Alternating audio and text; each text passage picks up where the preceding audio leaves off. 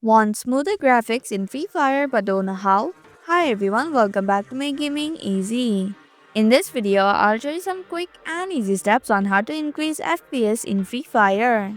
So without any further ado, let's get started. Begin by tapping on the settings icon which is at the top right corner of your screen.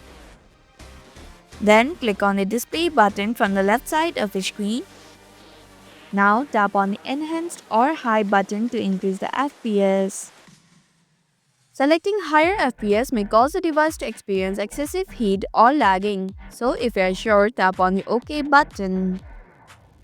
And that's how I can increase FPS in Free Fire. Thank you for watching Make Gaming Easy. Hope this video was helpful.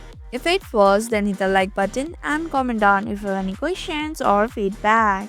Also, if you're new to our channel, subscribe and hit the bell icon so that you don't miss upcoming videos.